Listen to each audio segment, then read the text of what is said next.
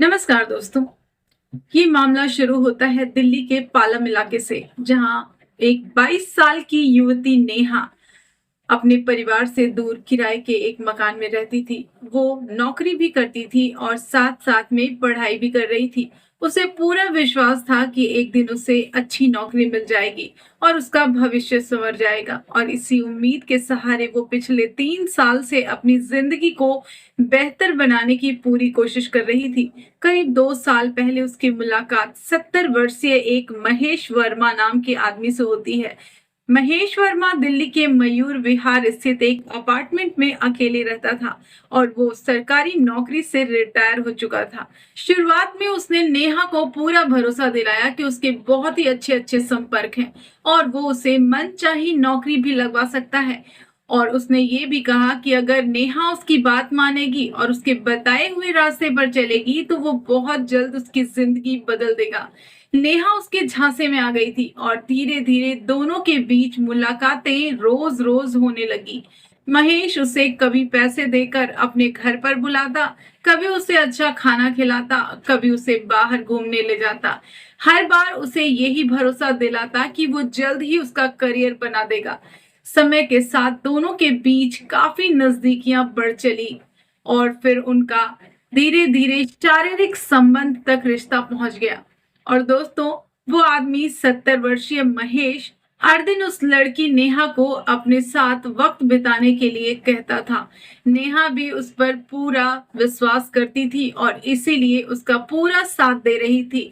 नेहा को पूरा यकीन था कि उसकी एक दिन नौकरी लग ही जाएगी। और दोस्तों, नेहा भी काफी चालाक लड़की थी। नेहा महेश वर्मा से खूब सारे पैसे ऐंठती, उससे अच्छे अच्छे कपड़े खरीदवाती और अपने ऊपर हो रहे सारे खर्चों को वो इसी तरह से वसूल करती। नेहा पूरी तरह से महेश के चंगुल में फंस चुकी थी और इन दोनों का ये सिलसिला लगभग रोज का हो गया था, क्योंकि इन दोनों को कोई रोकने वाला भी नहीं था। और इस तरह से करीब 1.5 साल बीत गया, लेकिन जिस नौकरी की पाने की सपने नेहा देख रही थी वो तो कभी पूरे हुए ही नहीं। और तब नेहा को 1.5 साल बाद एहसास हुआ कि महेश बार बार उससे झूठ बोल रहा था, उससे झांसा दे रहा था, बार बार उसे नौकरी दिलाने का सिर्फ और सिर्फ वो वादा कर रहा था। और इतने दिनों से वो इतना बहाना बना रहा था ताकि उसका शोषण कर सके। और और तब नेहा को एहसास हो जाता है कि ओहो, महेश का असली मकसद तो सिर्फ उसे करीब लाना था। और सच्चाई जानने के बाद नेहा धीरे धीरे महेश से दूरी बनाने की कोशिश करने लगती है और उसने महेश को साफ कह दिया है कि अब वो उससे कोई रिश्ता नहीं रखना चाहती, क्योंकि उसे समझ में आ चुका है कि कोई वो नौकरी वोकरी नहीं दिला सकता। लेकिन तभी दोस्तों, तभी महेश ने अपना असली चेहरा दिखाया। महेश ने नेहा को एक ऐसा वीडियो भेजा जिसमें दोनों के निजी पल रिकॉर्ड हो रखे थे, जिसमें दोनों संबंध बनाते हुए दिखाई दे रहे थे। और ये वीडियो देखकर नेहा बुरी तरह से घबरा जाती है। साथ में महेश नेहा को ये भी धमकी देता है कि अगर उसने मिलना बंद कर दिया तो ये वीडियो वो सोशल मीडिया पर वायरल कर देगा। ये धमकी सुनकर तो नेहा पूरी तरह से टूट जाती है। उसके सारे सपने उसी वक्त टूटकर बिखर जाते हैं। और वहीं दूसरी तरफ नेहा को बदनामी का डर अंदर ही अंदर खाए जा रहा था। मजबूरी में वो कई महीनों तक महेश के बुलाने पर उसके घर जाती रही, लेकिन बिना मन से। मजबूरी में वो कई महीनों तक महेश के बुलाने पर वो उसके घर जाती रही और उसकी ब्लैकमेलिंग सहती रही। 4-5 महीने बीतने के बाद नेहा ने तंग आकर ये फैसला कर लिया कि अब वो ये सिलसिला हमेशा के लिए खत्म करेगी। उसने मन ही मन में एक प्लान बनाया और ये ठान लिया कि अब वो इस धोखे और ब्लैकमेल का अंत करके ही रहेगी। मंगलवार के दिन महेश का फोन आता है। उसने नेहा को अपने फ्लैट पर फिर से बुलाया है। नेहा पहले की तरह वहां पहुंचती है। दोनों साथ बैठकर चाय पीते हैं, बातचीत करते हैं और फिर सब कुछ पहले जैसा सामान्य ही दिखाई देता है।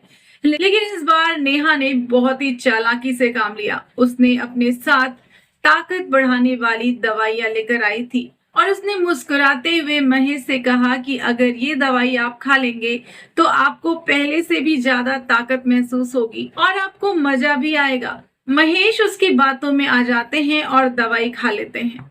दवाई खाते ही वो फिर नेहा के साथ वक्त बिताना शुरू करते हैं और फिर वो कम से कम ये सब कुछ 1 घंटे तक लगातार करते रहते हैं। कुछ ही समय बाद जब महेश शांत हो जाते हैं और तब नेहा कुछ ही समय बाद उन्हें दोबारा वही दवा लेने की जिद करती है और कहती है कि प्लीज आज मेरा बहुत मन कर रहा है, प्लीज आप एक बार ये दवा और ले लीजिए, फिर हम दोनों को बहुत मजा आने वाला है। नेहा ने जानबूझकर उन्हें फिर से वो दवाई दे दी। लगातार ज्यादा मात्रा में दवाई लेने की वजह से अब उसका असर बहुत ज्यादा हो गया, इतना तेज हो गया कि अब महेश को संभालना मुश्किल हो गया। थोड़ी ही देर बाद महेश बुरी तरह से पसीने पसीने होने लगे। उनकी तबीयत तेजी से बिगड़ने लगी, उनकी धड़कनें बढ़ गई और उनका शारीरिक संबंधों के दौरान ही उनकी तबीयत तेजी से बिगड़ने लगी, उनकी हार्ट बीट बढ़ गई और महेश और शारीरिक संबंधों के दौरान ही उन्हें जोरदार हार्ट अटैक आ जाता है।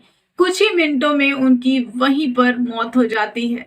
नेहा जो कि सब कुछ जानती थी, वो समझ चुकी थी कि अब तो पुलिस उससे जरूर पूछताछ करेगी और फिर नेहा वहां पर सीसीटीवी में पड़े सारे रिकॉर्डिंग को निकालती है और फिर वहां से निकल जाती है, जबकि महेश का शव उसी हालत में कमरे के अंदर पड़ा रहता है, बिल्कुल उसी हालत में।